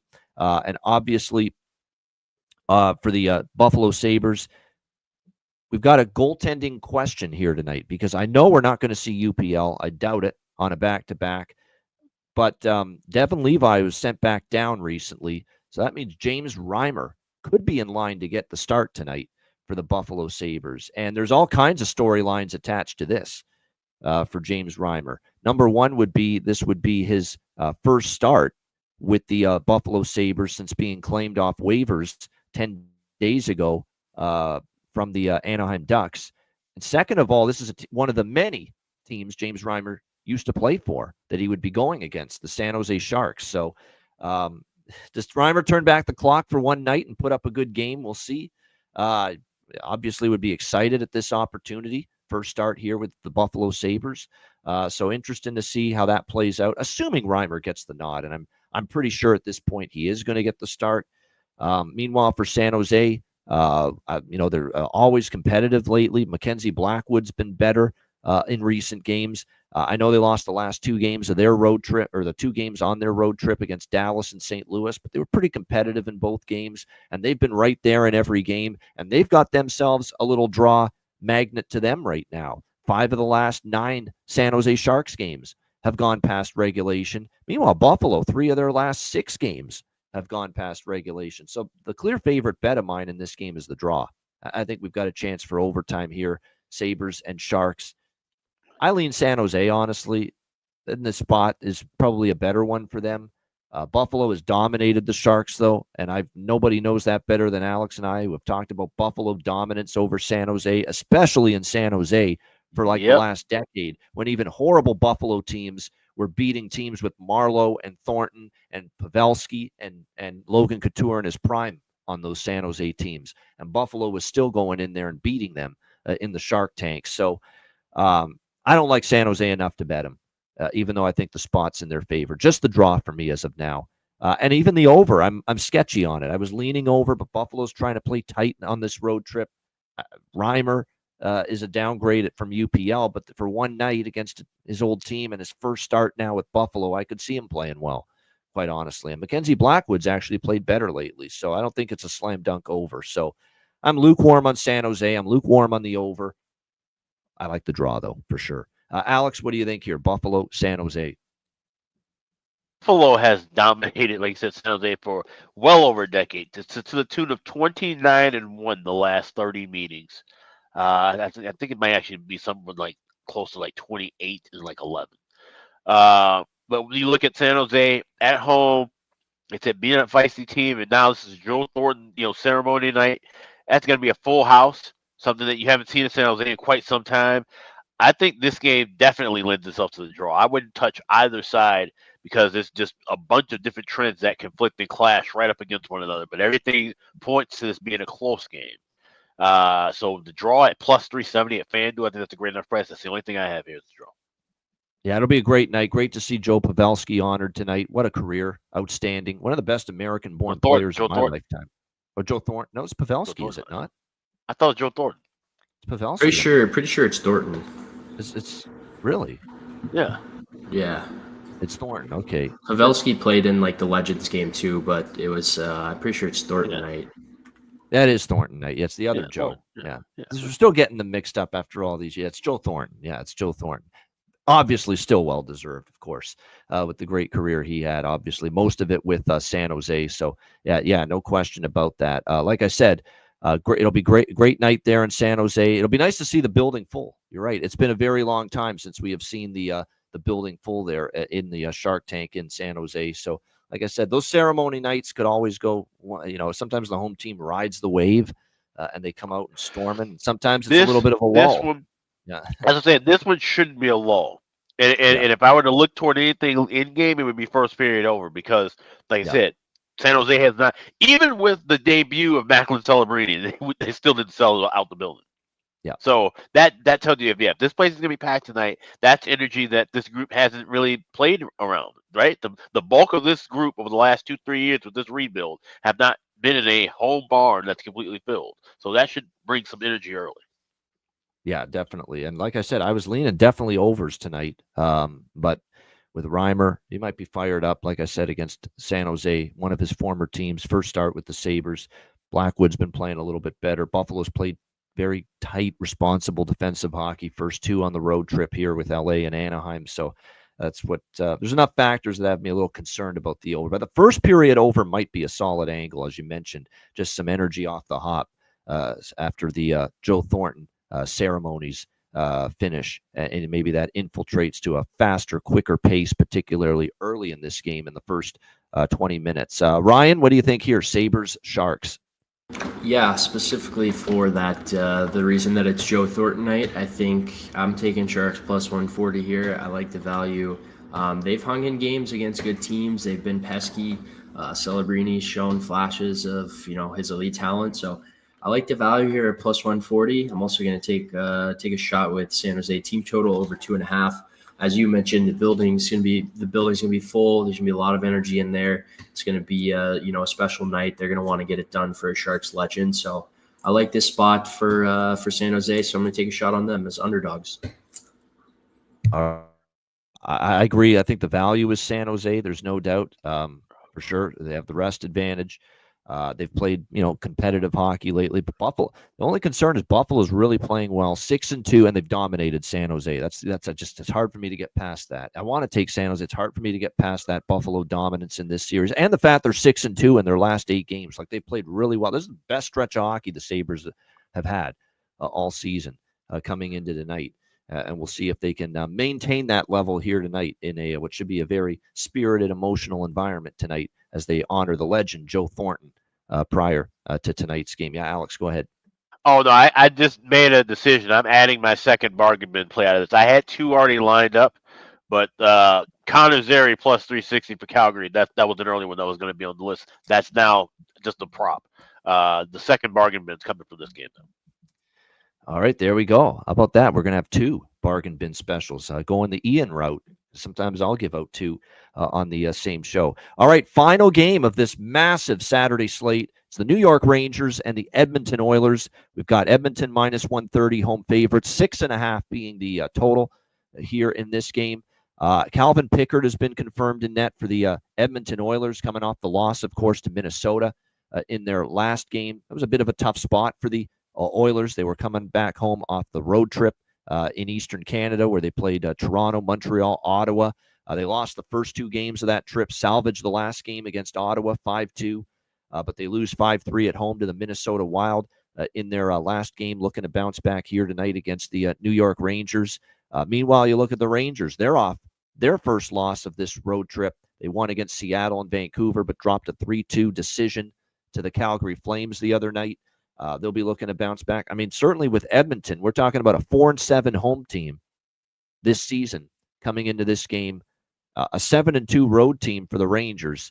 I like the Rangers a little bit here, plus 110. For me, Edmonton, man, it's not enough consistency from them. And I'm seeing a lot of issues now where we're suddenly getting injuries mounting. Hyman, Arvidsson, now Evan Bouchard is day-to-day and questionable for this game. You talk about already dealing with a lot of injuries on the back end, and now you're talking about maybe now losing Evan Bouchard, who's just been obviously tremendous for this Edmonton team so far this season, especially on the offensive end. I mean, not exactly what you want to see at this point in time from the Oilers, who, again, have dropped 3 of their last 4. It's Rangers off a loss. Rangers off a loss is often a pretty good time to bet them. And if you look this year, I'm looking at the past results for this Rangers team, and I see a team that's 5-0 this season off a loss. Perfect 5-0 this season off a loss. They have yet to lose 2 in a row. So I like the Rangers here plus 110. I could make a case for this draw too, but I don't like it as much as some of the other games that I do like the draw for this Saturday. Alex, what do you think here? Rangers, Oilers. Yeah, dog draw split for me. I have the draw a little heavier, but yeah, I will grab a little bit of Rangers plus 110 with that trend off of a loss. Well, the thing with the Rangers, Bailey, is they have the better goalie regardless of who it is, because it's not a given it's Shesterkin tonight. As we get closer to the end of this road trip here with Rangers and Oilers, and it is the end of the road trip. They go home to play St. This is the spot John Massey was bitching about, and I agree with him. I don't think this is just sour grapes as a Rangers fan. This is ridiculous. They finish this road trip. They go home to play St. Louis on Monday, and then they're back on the road for Carolina and Philly after that. How is that fair? How is that right? How is that just for the schedule makers to do that to a hockey team? It's ridiculous, totally absurd. But this is the end of the road trip. They go 3-1 on this road trip if they win tonight. But to Bailey's point, saying Rangers have the better goalie, in this game. And that's regardless of Shesterkin or Quick right now. That's the point I'm trying to get at, because Quick has been excellent in every start that he's had. So even if it is Jonathan Quick, I'm totally fine taking the Rangers in this game, because obviously he's been very good. And obviously Skinner, who's not going to be in tonight, and Calvin Pickard, who is going to start for Edmonton, they haven't been as good, that collective in net, compared to the Shesterkin and Quick tandem. So, yeah, for me, I like Rangers draw as well. What do you think here, Ryan? Rangers, Oilers? Yeah, I like the Rangers just based off the sole fact that they're off a loss. Plus 110. They didn't play great against Calgary last game, so I like them at plus 110 here. Edmonton's coming back, looking to keep rolling after that big win against Minnesota. So it could be a little bit of a lull, but they lost. Sorry, Minnesota won, but. Sorry, I was thinking that Marc-Andre Fleury goal that was crazy that he let in, but I like the Rangers here at plus 110. I'm also going to take a look. I haven't looked too much at team totals yet, but I'm going to take a look at team totals and see if there's any value there, as well as I kind of lean. I haven't bet anything yet, but I kind of lean first period over, just given the Rangers are off a loss. They're going to look to start hot, and then obviously the firepower that the Oilers have with McDavid and those guys. So first period here might be worth a look as well. We have a goalie reporting conflict in place here. We've got RotoWire that's telling me Calvin Pickard. We have Daily Faceoff telling me that Skinner has been confirmed in that. Yeah, and I'm looking at goalie post. The goalie post with a tweet confirmed from Tony Bravo has Skinner. So this is a Skinner story. He's right on top of it, Tony. He's one of the Oiler people I follow. Him and Jack Michaels is usually very good with it. So the great play-by-play voice. So if Jack has something about the Edmonton situations, it's spot on. So, but Tony as well. Tony does all their online video type for the Oilers YouTube as well. So he's on top of that. So if he's saying it's Skinner, it probably is. So, Stuart. And actually, Stuart Skinner, to be honest with you, I think he's just been just a tad bit worse, quite honestly, than Pickard. Yeah. It's funny when I looked at the tweet and I opened. Usually I just see if goalie posts and I just go with the confirmation. Sometimes I'll click on the tweet and read it. And so I read the comments and everybody's going, "Why is Skinner getting the start?" So Oilers fans would have liked to see Pickard get this apparently too, based on just some of the comments. So. Yeah, no doubt. Rangers have played Edmonton very well also in recent meetings. They've won 3 of the last 5, including, I believe, they've won 2 in a row in Edmonton as well. So they've played well here, making the trip to Alberta. So keep that in mind. But definitely a situation here where it should be an interesting game. And again, the Rangers yet to lose 2 games in a row so far this season. We'll see if they can keep that streak going here tonight against the Oilers. As far as props go, I'm going to mention the same players, for the Lafreniere, Will Cooley. Will Cooley's really played well for the Rangers lately. There's no doubt. And then, of course, you throw in even Capo Caco has shown you little glimpses lately of what he's picked up his game, and he's found chemistry on that line with Cooley as well. So definitely some reasons there to like those props, no question about it. Lafreniere playing with Panarin and Trocheck. And like I said, Cooley with Caco. It's been some good chemistry there. For Edmonton, Vasily Podkolzin is going to get another shot here with McDavid and Draisaitl. And they just claimed Kasperi Kapanen off waivers, and they're popping him right into the lineup here tonight. And will play along. And he actually played the other night against Minnesota too, but he's playing with the Nugent Hopkins on the second line. So you do have some value options there with Podkolzin with McDavid, and certainly Kapanen on the second line. So definitely some value with both of those Oilers if you're looking at goal props involving them here tonight. But again, the injuries are a concern. There's no doubt. They already missed Nurse badly.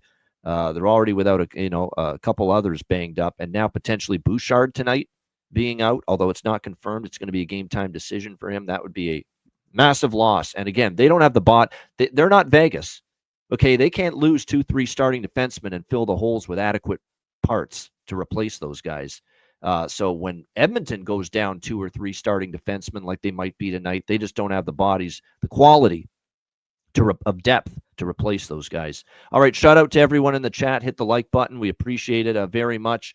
Thanks for joining us on this huge Saturday of NHL hockey action. And again, we also thank all of you who have joined us and signed up and subscribed as a Patreon member at patreon.com/iceguys. Just $10 per month. Goalie charts, totals charts, all the bonus content. We got exclusive live betcasts coming up in the new year. Our daily card, sides, totals, player props posted each and every day on the Patreon page. So make sure you sign up and subscribe. And again, your $10 per month subscription goes a long way, of course, to supporting the show. $10 per month. Sign up now if you haven't already. The drive for 200 Patreon members is alive and well. Make sure you sign up if you haven't. Patreon.com/iceguys.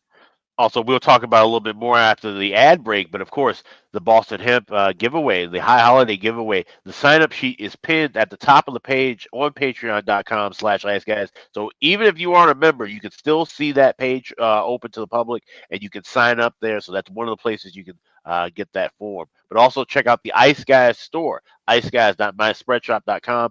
Got 2 days left to save 15% off at the store. Click on the redeem button at the top of the page, add everything to your cart, and 15% will be taken out at checkout. So shop now, today and tomorrow, 15% off at iceguys.myspreadshop.com.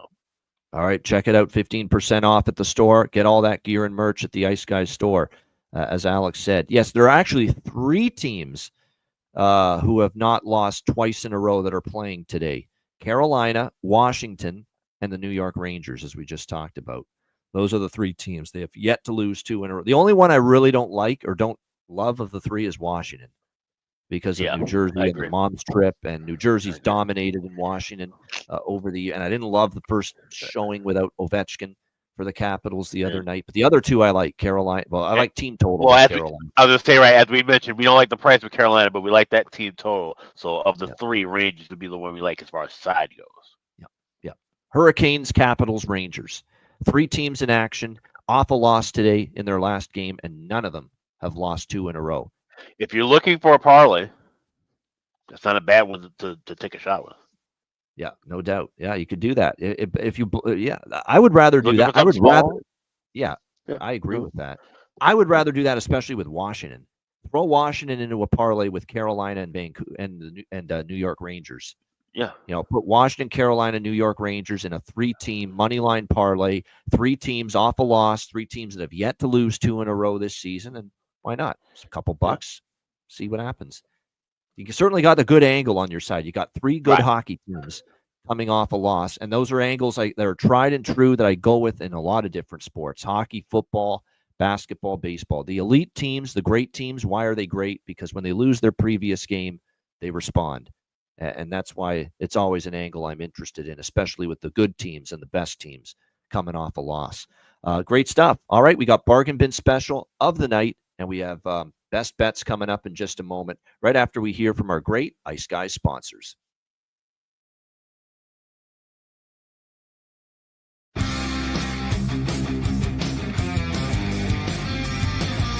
Support for the Ice Guys podcast is provided by Boston Hemp Incorporated, Manscaped, Power Play Sportsbook, Raise Your Game, Tailgater Social, and a big thank you to all that subscribe to the Ice Guys Patreon page.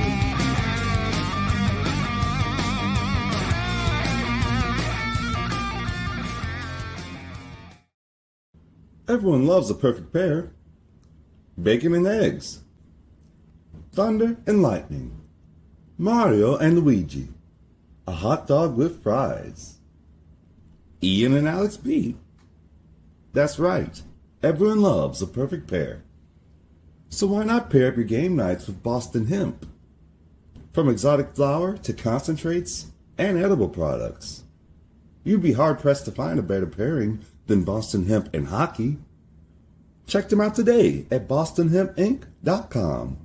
That's bostonhempinc.com. Boston Hemp Incorporated, the official smoke sponsor of the Ice Guys.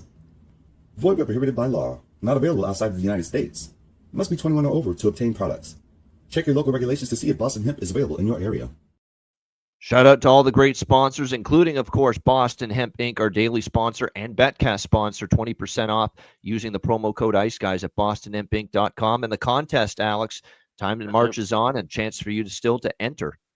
Yeah, absolutely. You got all the way until December 16th when we will announce the winners. 6 people will be getting prizes. 5 people will receive $25 gift cards from BostonHempInc.com. And one grand prize winner will get a box of some of my favorite goodies along with some prizes from Boston Hemp. It's a high holiday giveaway sponsored by Boston Hemp. Check that out now. The sign up sheet is pinned at our X page at _Ice Guys and also at the top of the Patreon page, patreon.com/Ice Guys. Even if you aren't subscribed, which you should be, but if you aren't, you can still sign up right at the top of the part of that page for all the details on the contest.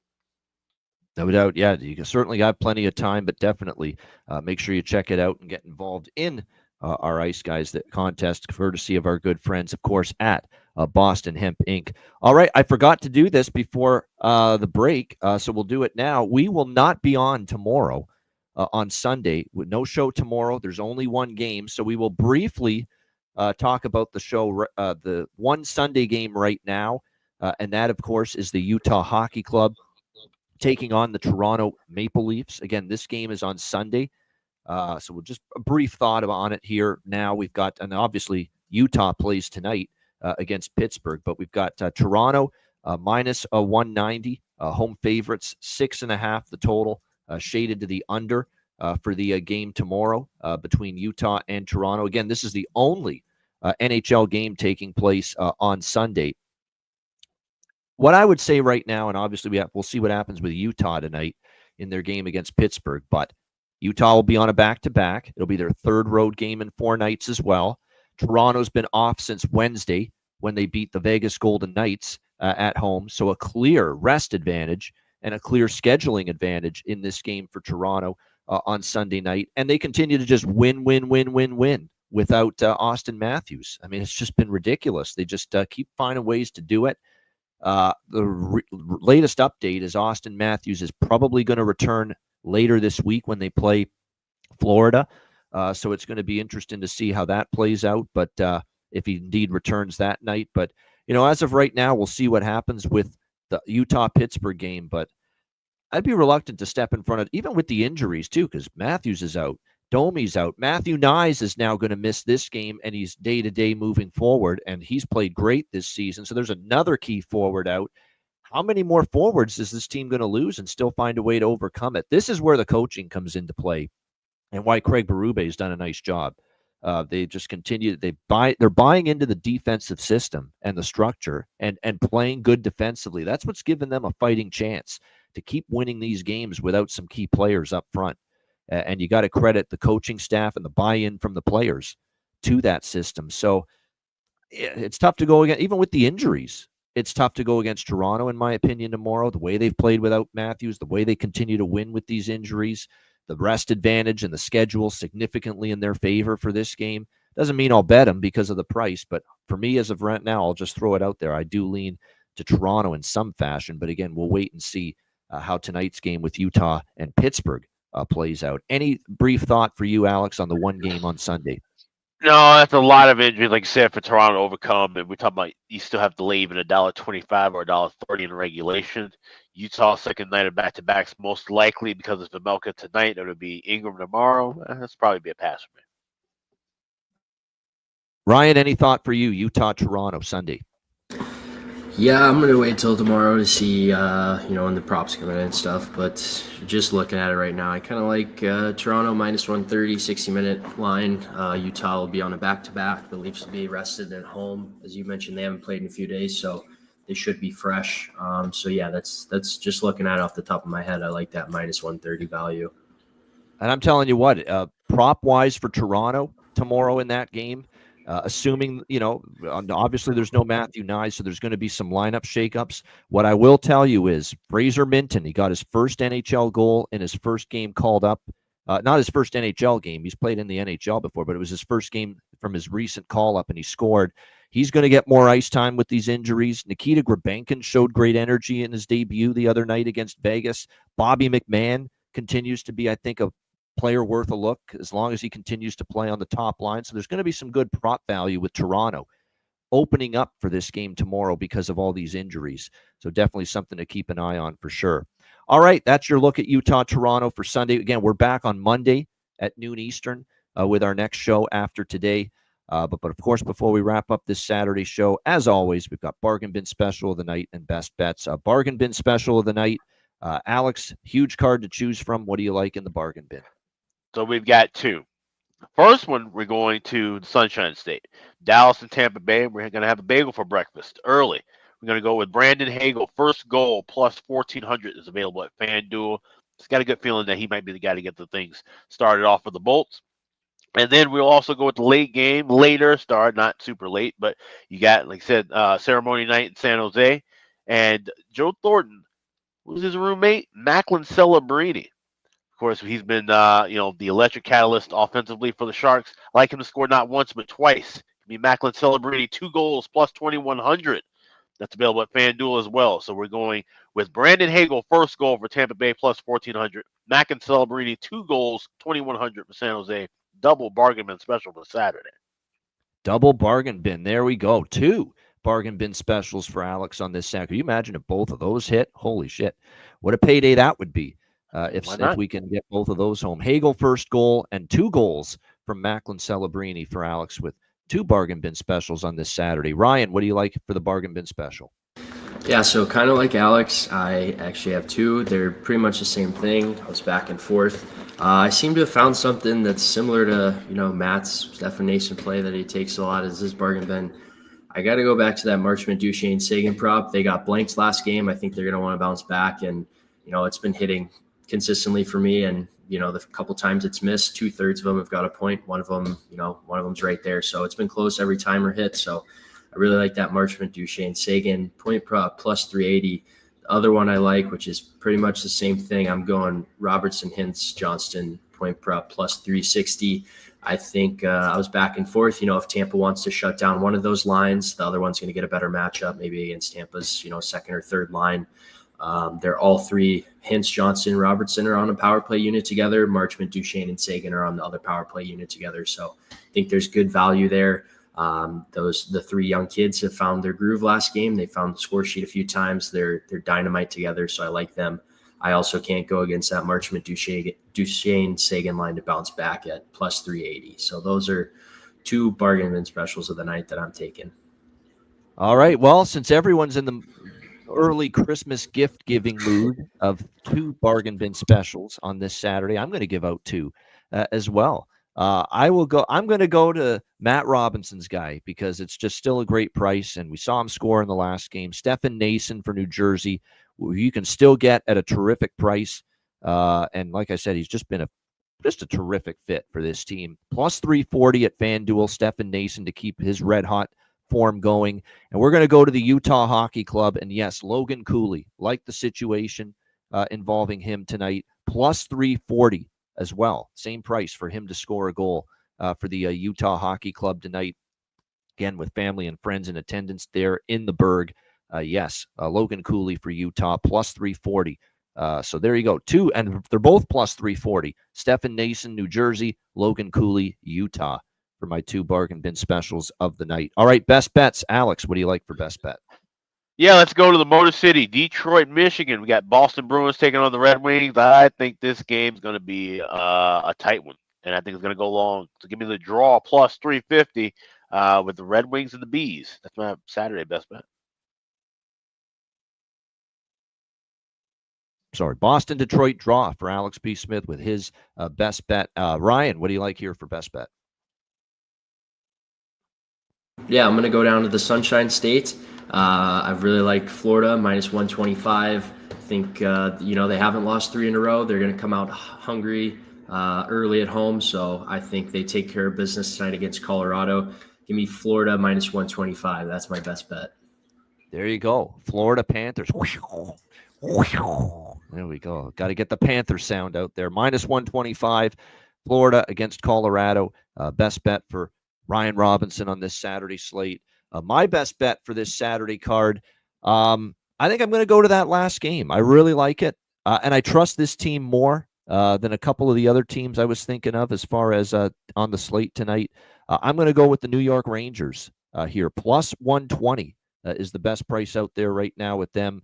I think they get the job done. And I'm already seeing money's coming in on Edmonton the last few minutes, and I got to believe it's probably Jonathan Quick confirmed in net. And they're acting like Jonathan Quick is some has-been and washed up and playing terribly, which is couldn't be further from the truth. He's been excellent this season for the Rangers. And like I said, like this bet regardless of who would be in net for the Rangers. And it looks like it's probably going to be Quick. And if it is, I'm okay with that. He's been great so far this season for the Rangers. So New York Rangers plus 120 against the Edmonton Oilers for my best bet here for this Saturday NHL card.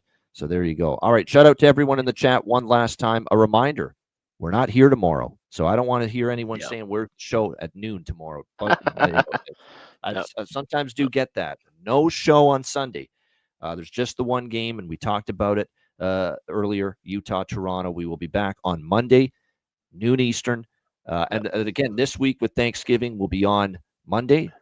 We'll be on Tuesday. And then we'll be on Wednesday, but we'll be off Thursday for Thanksgiving, but back on Friday. So Thursday this week, no show, in addition to no show tomorrow on Sunday. And we might have a early start on Black Friday with the 15-game schedule. So that's possible too. So we will keep you all abreast of schedule changes on Twitter and on Patreon.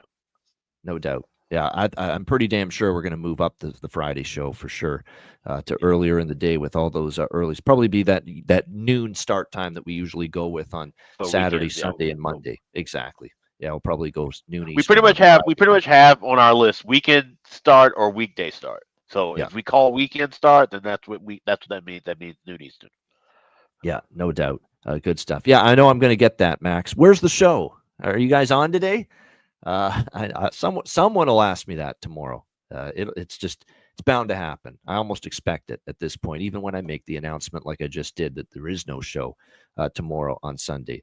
But we appreciate you guys for sure. Hit the like button on the way out. A reminder, the Ice Guys is live 7 days a week, Tuesday to Friday, 2 p.m. Eastern, Saturday, Sunday, and Monday, noon Eastern. If you can't watch the show live, download the Ice Guys podcast in audio form on all major podcast platforms, Google Podcasts, Apple Podcasts, Spotify, Stitcher, iHeartRadio, Amazon Music, and more. Download the Ice Guys podcast when you can't watch the show live. For Alex B. Smith and Ryan Robinson, I'm Ian Cameron. Have a great Saturday. Enjoy the games and good luck. And we will be back with you on Monday, noon Eastern, for another edition of the Ice Guys.